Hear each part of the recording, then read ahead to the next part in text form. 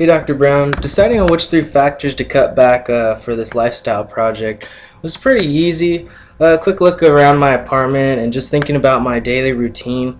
I could tell I need to cut back on electricity, water, and using the AC. Definitely the AC.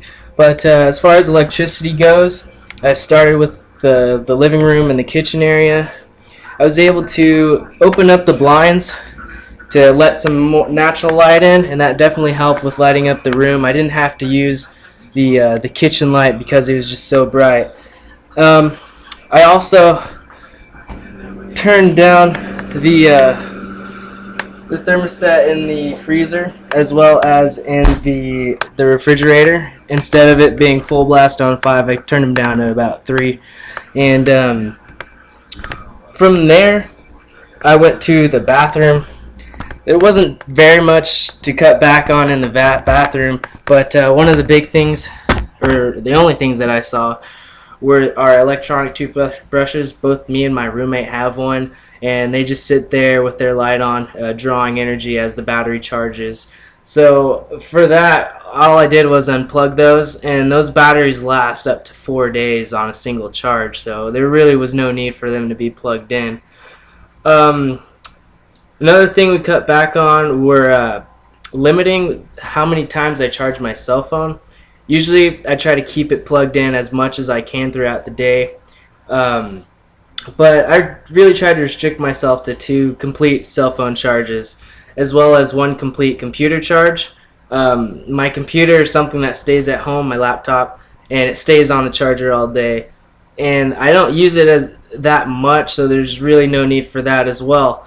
As far as the bedroom goes, we have a small desk lamp in here. It doesn't really get used that much because when it gets dark and we're not able to use the window in the bedroom for light, we're pretty much clocking out for bedtime. My roommate and I both have early bedtime, so that's not really that big of an issue. But cutting back on the AC will probably be the most difficult, just because I like to sleep in a cool room, and I started out with this AC at 66 degrees and turning up to 68. I could already feel the difference. I mean, it was slight and it wasn't that dramatic, but I know when we get higher, 70 degrees and 72 degrees, it might get miserable, definitely for 4 days. I don't know. We'll see how that goes.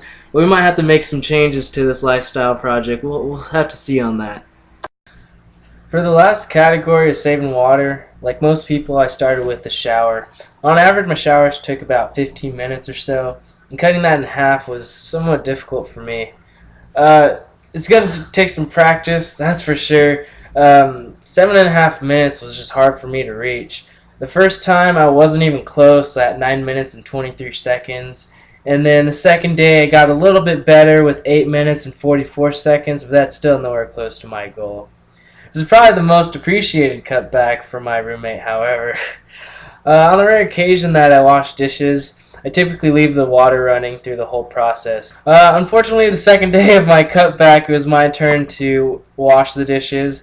This was a good opportunity to help reduce my usage by shutting the water off every time I soaked up a dish instead of leaving it on like I would do before. And this first week, I was surprised about how wasteful my habits actually were. I didn't expect for them to be as bad as I found out. These 2 days were definitely an eye-opener to my consumption. And thank you very much for watching this video. Have a good one.